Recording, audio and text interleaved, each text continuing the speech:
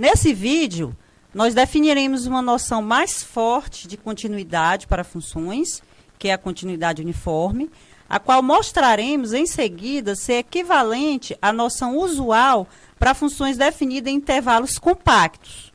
Nós mostraremos que toda função contínua definida no intervalo compacto é limitada e estudaremos a propriedade de funções, que é devida a Weierstrass, que afirma que toda função contínua definida no intervalo compacto assume valores extremos nesse intervalo.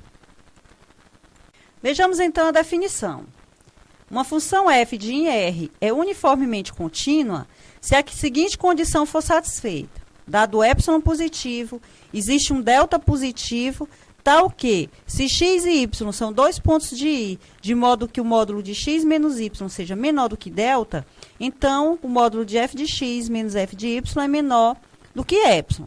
Então, observe que a diferença da continuidade uniforme para a definição de função contínua é que na continuidade uniforme, esse delta aqui serve para quaisquer x e y pertencente a I.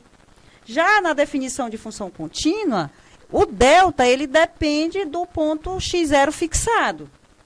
O que é imediato é que uma função uniformemente contínua é uma função contínua.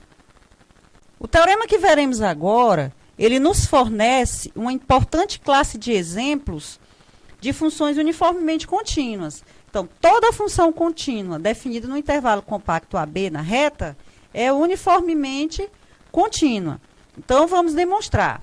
Eu vou supor que a minha f definida aqui desse intervalo compacto na reta, ela seja contínua e não seja uniformemente contínua. Ora, isso significa o quê? Que existe um epsilon positivo, tal que, para todo delta positivo, nós encontramos x e y pertencendo ao intervalo AB, tal que o módulo de x menos y é menor do que delta e o módulo de f de x menos f de y seja maior ou igual do que epsilon. Em particular, se eu tomar o delta da forma 1 sobre n, então eu encontro sequências xn e yn pertencente ao intervalo compacto AB, tal que o módulo de xn menos yn seja menor do que 1 sobre n e o módulo de f de xn menos f de yn seja maior ou igual do que epsilon. Agora, observe que a minha sequência xn, ela pertence ao intervalo compacto AB. Assim, existe uma subsequência que eu vou chamar de xnk, né? Uma subsequência de xn, tal que a xnk converge para um certo x0 em AB. Agora, por outro lado, veja aqui, o módulo deynk menos x0, isso vai ser menor ou igual que o módulo deynk menos xnk mais o módulo de xnk menos x0. Agora, esse módulo aqui é menor do que 1 sobre nk mais o módulo de xnk menos x0. Se você fizer o k ir para mais infinito, então esse aqui vai para zero, esse aqui também vai para zero, porque a xnk converge para o x0, ou seja, a minha sequênciaynk converge também para o x0.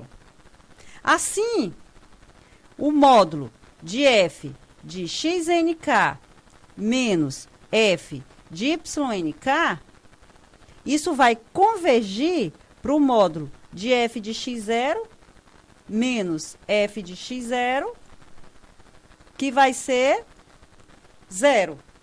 Ok? Agora, por outro lado, o módulo de f de xnk menos o f de ynk, isso é maior ou igual do que epsilon. Isso nos gera um absurdo. E aí, termina a demonstração do nosso teorema. Como corolário, nós temos que toda função contínua, definida no intervalo compacto AB na reta, é limitada. Então, vejamos, pelo teorema anterior, como f é contínua, então f é uniformemente contínua.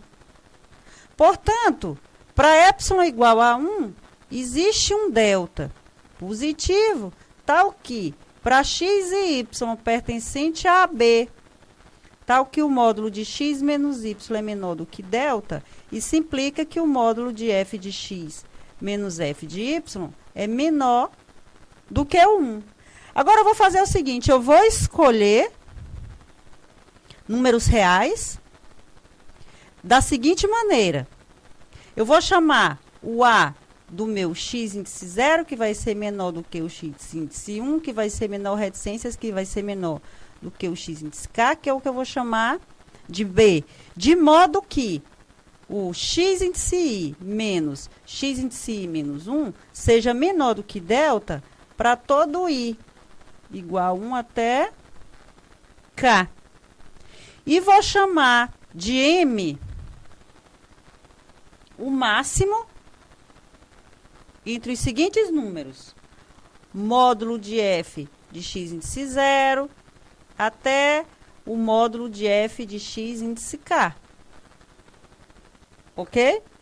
Agora, se você pegar o x em AB, então existe um i, que vai variar de 1 até k, tal que o x vai pertencer ao intervalo x índice i menos 1, x índice i, e, em particular, o módulo de x menos x índice i vai ser menor do que delta.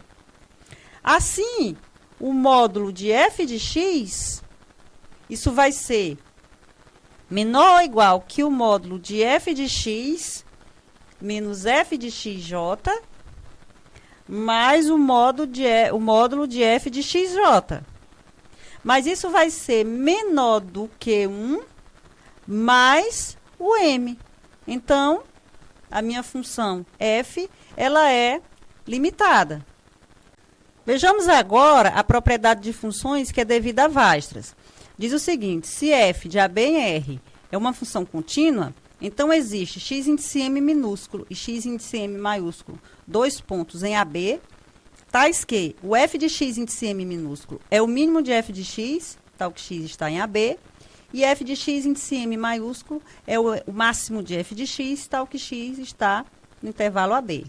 Então, eu vou mostrar a existência do meu x índice m minúsculo, pois a existência do meu x índice m maiúsculo, a prova é feita de maneira totalmente análoga. Bom, como minha função f é uma função contínua nesse intervalo compacto AB, então f é limitada. Portanto, existe o que eu vou chamar de m como sendo o ínfimo do f de x, tal que x está no intervalo AB.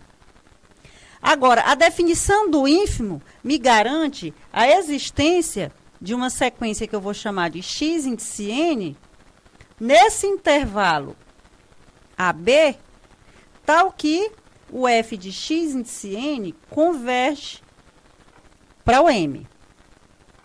Agora, a minha sequência xn, ela é limitada. Portanto, existe uma subsequência que eu vou chamar de x índice nk, tal que a x índice nk converge para um x0 no intervalo compacto AB. Agora, a minha f, ela é contínua. Portanto, a f de x índice nk converge para f de x0. Por outro lado, a f de xn converge para m. Isso implica que f de x índice nk também vai convergir para m. Portanto, por unicidade dos limites, o m tem que ser o f de x0. E aí, nosso teorema fica demonstrado. Para finalizar, nós temos o seguinte corolário do teorema de Weierstrass.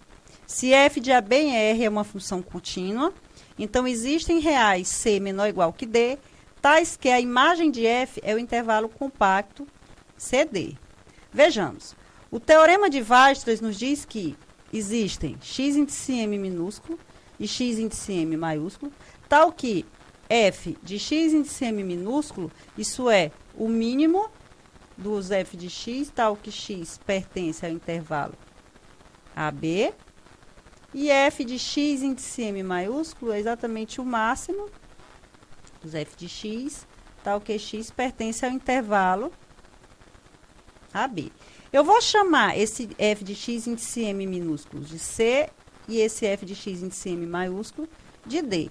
Então, em particular, a imagem da f está contida no intervalo CD. Agora, seja y pertencente ao intervalo compacto CD. Então, o teorema do valor intermediário garante que existe um x no intervalo x índice m minúsculo e x índice m maiúsculo, tal que f de x é o y. Ou seja, o intervalo CD está contido na imagem de f.